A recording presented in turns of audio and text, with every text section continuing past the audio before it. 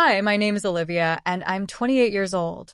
I never imagined that the very people I loved the most, my own family, would one day make me feel like an outsider in a life I helped them build. But before the betrayal, before the heartbreak, before the painful clarity, there was pride, there was love, and there was purpose. I was born and raised in a middle-class neighborhood in Boston. My parents, Henry and Brenda, were hardworking but never wealthy. My dad held down multiple low-paying managerial jobs over the years, and my mom waited tables at an Italian diner. They gave me and my younger sister Megan the best they could: hand-me-down clothes, garage sale bikes, and home-cooked meals filled with laughter and love. From a young age, I knew I wanted more, not just for me, but for all of us. I was a straight-A student, the kind who read business magazines while other kids played video games. I graduated high school with top honors and earned a full scholarship to one of the best business schools in the country. College wasn't just a chance for me, it was a mission. I worked 2 internships, kept a perfect GPA, and by the time I was 24, I had landed a high-paying job at a major consulting firm in Boston. At 26, I took the leap of faith most people only dream about. I quit my secure job and launched my own business consulting firm. It was a massive risk, but it paid off. Within a year and a half, I had Fortune 500 clients, a downtown office, a loyal team, and a growing bank account. I bought a beautiful condo overlooking the Charles River and finally felt like I could breathe. But despite all that, I never forgot what it felt like to sit at a cracked kitchen table counting pennies for groceries. That's why, when my parents mentioned they'd always dreamed of opening a small Italian restaurant using Grandma Lucia's recipes, my heart lit up. "It's probably silly," my mom said with a shy laugh, "but it's something we've dreamed about for years." That same night, I ran the numbers. And by morning, I had a full proposal on my laptop. I called my parents. "I want to help. Not with a loan, but as an investor. I'll put in the money and the expertise. We'll build this together." There were tears. So many tears. My mom kept saying, "You're too generous." My dad promised, "This will be a family legacy." Megan, who had just finished a general business course, was also excited. I could help manage it, she offered. Over the next 3 years, I invested $450,000 into what would become our family's pride, a rustic, charming Italian restaurant in the heart of our old neighborhood. The first $300,000 went toward purchasing the rundown property and full renovation. I hired a top interior designer to give it a warm yet modern vibe: Tuscan tiles, reclaimed wood accents, soft golden lighting. I personally oversaw the selection of state-of-the-art kitchen equipment, which cost another $90,000. Marketing was my specialty, so I spent $40,000 crafting a brand identity rooted in authenticity and nostalgia. Lucia's Table, recipes from the heart. I even trained the staff on how to enhance customer experience, designed custom hashtags for social media, and launched an opening event that brought food bloggers, influencers, and local press. I kept detailed records, every invoice, every receipt, every system I built. I didn't charge a consulting fee, didn't take a salary. I didn't want control. I just wanted to help my family succeed. The restaurant, Lucia's Table, became an instant hit. Bookings were solid, customer reviews glowed, and for the first time in years, I saw my parents smile like they had a future. I thought I had finally found something beautiful, something that belonged to all of us. How wrong I was. As the restaurant grew stronger, so did the sense of unity within our family, at least for a while. I made it a point to involve Megan in as much of the business as possible. She wasn't as driven or organized as I was, but she was eager to help and seemed grateful for the opportunity. I created checklists and easy-to-follow systems for her: inventory logs, staffing templates, customer service scripts. I wanted her to succeed without feeling overwhelmed. At first, Megan was consistent. She managed the front of house, oversaw hosting schedules, and even led a few staff meetings. Our Monday morning business check-ins became a routine. Me with my spreadsheets, Mom with her handwritten notes, Dad giving taste test feedback, and Megan contributing small but thoughtful ideas. Then one Sunday dinner, Megan brought a guest. His name was Nathan. He was tall, confident, and had that polished hospitality professional look. Megan introduced him with a proud smile and said, "Nathan's a regional event manager at a luxury hotel downtown." He shook everyone's hand firmly and complimented the restaurant's lighting, the menu layout, even the font on the signage. "There's something really grounded about this place," he said, sipping our house-made limoncello. "It feels like it has a story." My mom lit up. "It does. Olivia built everything from scratch with your grandma's recipes." Nathan turned to me and smiled. Then I've got to say, "You've done something truly impressive." I appreciated the compliment, but stayed cautious. I dealt with smooth talkers before. Over the next few weeks, Nathan started showing up more often. He joined Megan during weekday prep shifts, offered to help with event coordination, and even sat in on our business meetings. At first, it seemed harmless. Nathan suggested we host a local jazz night once a month, an idea that drew in a younger evening crowd. He proposed a themed holiday menu, which actually boosted reservations. I gave credit where it was due and didn't feel threatened. Until slowly something shifted. I noticed my parents looking to Nathan for confirmation instead of me. During one meeting, I raised a concern about dinner service times getting slower. Before I could finish, Nathan cut in. "It's probably your reservation software," he said confidently. "I've seen it choke during high-volume hours." My dad nodded quickly. He might be right. I held my breath. Actually, the system is functioning fine. I ran a full back-end report. Our delays are happening in the kitchen, likely due to Megan assigning too many new servers at once without proper pairing. But they weren't listening anymore. They were already asking Nathan to suggest alternatives. And Megan? She glowed under his spotlight. "See," she said later that day, when we were closing up. "Nathan just gets it. He really knows the business." I stayed polite, supportive even, but something deep inside me started to tense. This wasn't about ideas anymore. It was about control. And Nathan, whether intentional or not, was starting to steer the ship that I had built with my bare hands. By the 4th month of Nathan's involvement, it was no longer subtle. He had carved out a position of authority without ever being officially hired. He wasn't on payroll, didn't have a title, yet he attended every planning meeting, approved new purchases, and even began assigning tasks to staff. What alarmed me wasn't just his growing presence, but how willingly my family handed him power. I arrived one Monday morning to find the restaurant's layout completely changed. The intimate 2- and 4-person tables I had personally selected for cozy dining were replaced with large communal tables down the center of the room. It was loud. It felt off. "Isn't it charming?" my mom said as I stared in disbelief. "Nathan says it gives a true Italian family vibe. Big, shared spaces." Charming? We had reduced seating capacity by nearly 20%. That meant fewer customers, lower turnover, and lost income per night. When I gently pointed out the numbers, Megan rolled her eyes. "Why does everything always have to be about spreadsheets with you, Olivia? Can't you see the atmosphere is better now?" I bit my tongue. That moment felt like the first real fracture between us. From there, the exclusions picked up speed. I found out from Chef Marco that Megan and Nathan had begun discussing a possible second restaurant location with my parents, without inviting me to a single meeting. Nathan started replacing some of our local vendors with companies he had preferred relationships with. Our liquor order for the month was double what it usually was, filled with high-end bottles no one on our menu even used. When I asked about the expenses, Megan was quick to defend him. "Nathan's upgrading our profile. These brands attract attention. They also tie up capital," I said calmly.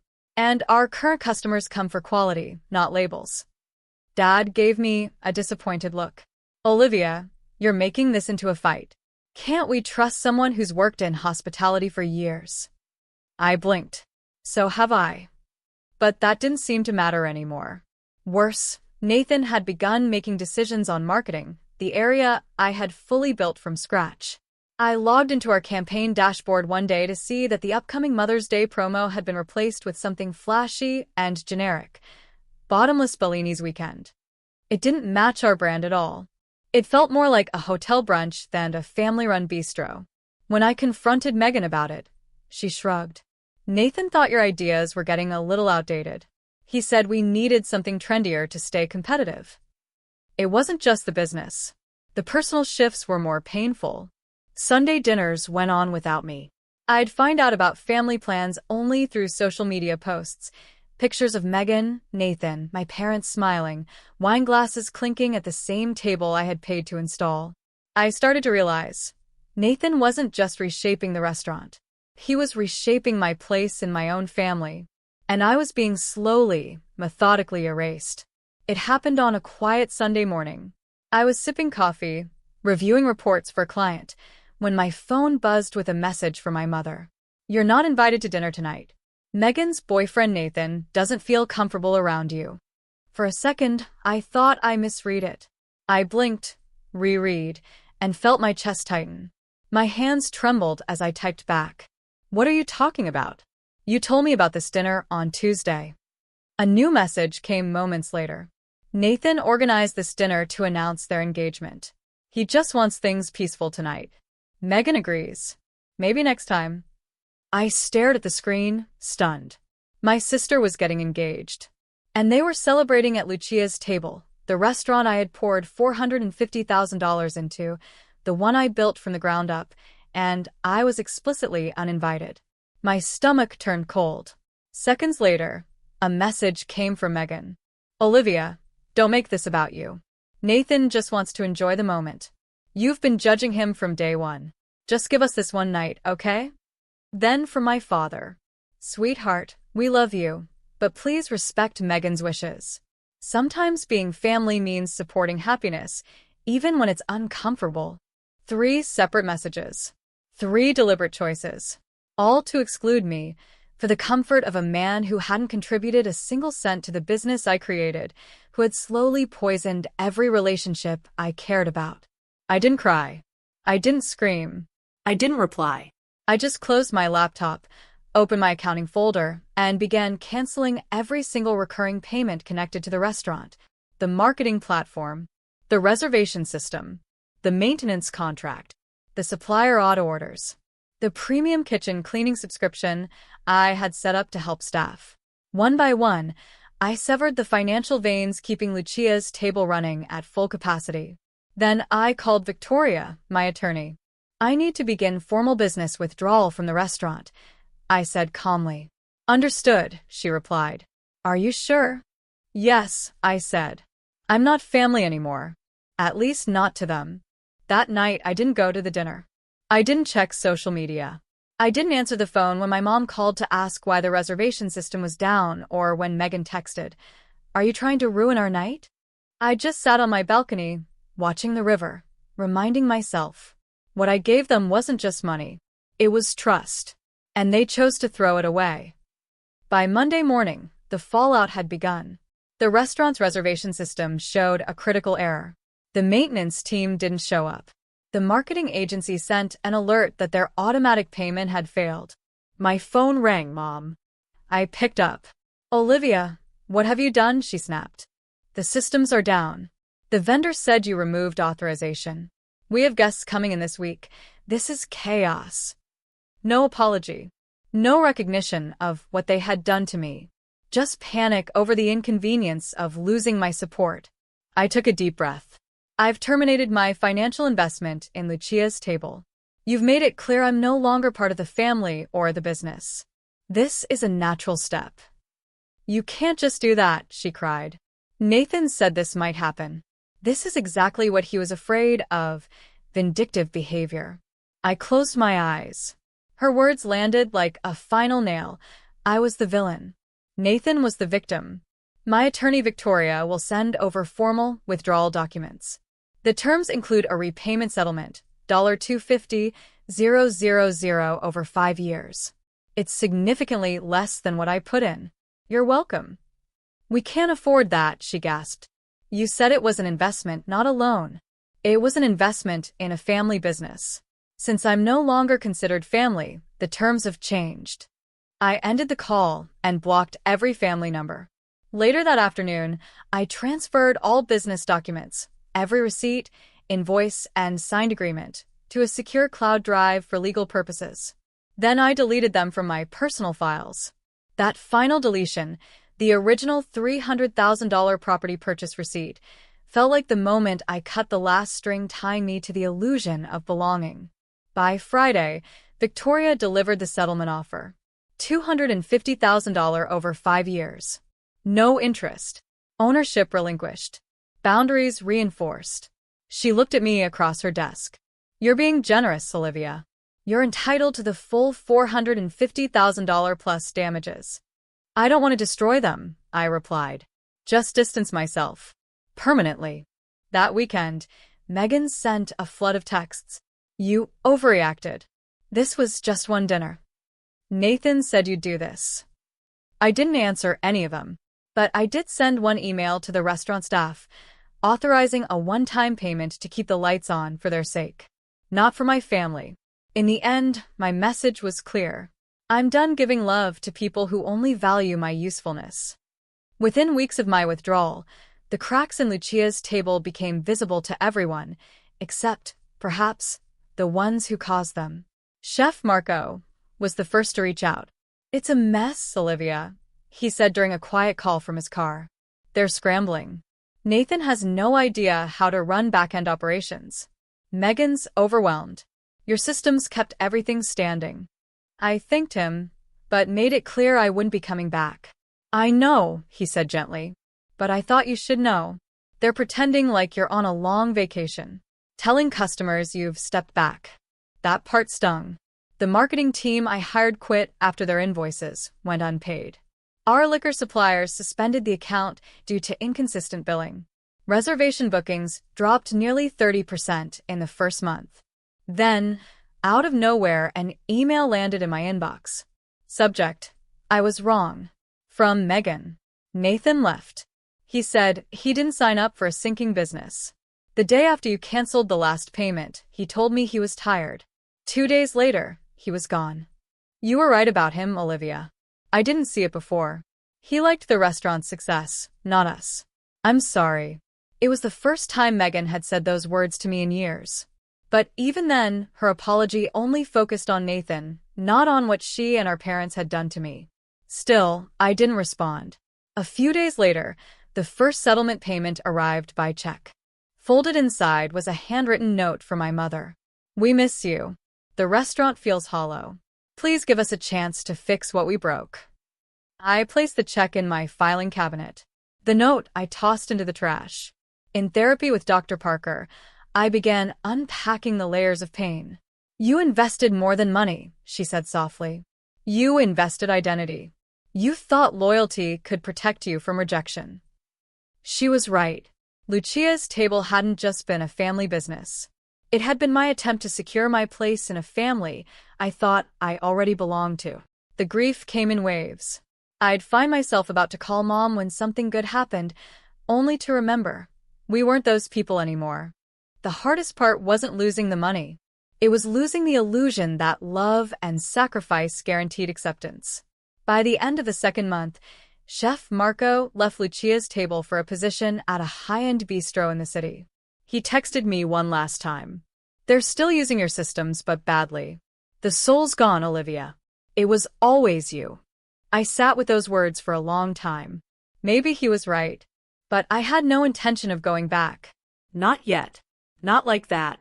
3 months after the engagement dinner that shattered everything, I found myself staring at a half-written email. It was addressed to my parents and Megan. I had rewritten it 5 times. Finally, I settled on honesty. I'm not ready for personal contact, but I am willing to meet with a family therapist present. Not to go back, but to understand if a relationship can be rebuilt on new terms. I hit send. Their response came within the hour. All 3 agreed. Eagerly. Almost desperately. So, 100 days after I was shut out, I walked into Dr. Parker's office, my heart pounding. My parents and Megan sat across from me, older than I remembered. Tired. Quiet. Dr. Parker laid the rules. No interruptions, no blame games. Only truth. I went first. You didn't just push me out of a business I built. You made me feel disposable as a daughter. Nathan disliked me, and that was enough to erase me. That broke something I don't know how to fix. My mother cried. My father stared at the floor. Megan whispered, I believed what he told me about you. That you were controlling. That you didn't trust me. I didn't want to believe it, but I let it be true because it made my life easier.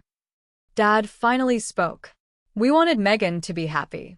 After so many years of struggling, we thought we owed her something. But we never should have given that to her by taking something from you. Their words felt sincere, but I didn't offer forgiveness. Not yet. Instead, I said, this can't go back to what it was. If anything moves forward, it has to be different. Boundaries. Respect. No more testing my worth. They nodded. We continued weekly therapy for months. There were breakthroughs and breakdowns. I learned my parents had long held unspoken guilt for leaning on me too much. Megan admitted she had always felt overshadowed, and Nathan played into that. Understanding didn't erase the pain, but it did offer clarity. Eventually, I visited Lucia's table again. Not as a partner. Not as the savior. Just as Olivia. My mother seated me at a quiet corner table. My father brought out my favorite dish, Grandma Lucia's lasagna. Still made from my original recipe card. Still perfect. It's good to have you here, Olivia, he said softly. It's good to be here, I replied. And for the first time in a long time, I meant it. I didn't go back to investing in a restaurant. I didn't resume Sunday dinners like nothing had happened. But I built new terms based on who I had become, not who they once wanted me to be. Today, I run a thriving business, mentor young women, hike every weekend, and live with peace. Not because everything was restored, but because I restored myself. Some betrayals are too deep for things to ever be the same. But healing isn't about going backward. It's about moving forward with wisdom, boundaries, and the courage to never trade your self-worth for anyone's comfort ever again. If this story touched your heart or reminded you of your own journey of setting boundaries, don't forget to give it a like. It truly helps us reach others who might need to hear this too. Have you ever been excluded by someone you loved just because you stood your ground? Tell us your story in the comments below. We read everyone. And if you believe that self-respect should never be sacrificed, subscribe for more powerful stories of truth, healing, and emotional justice. Because sometimes the most loving thing you can do is walk away.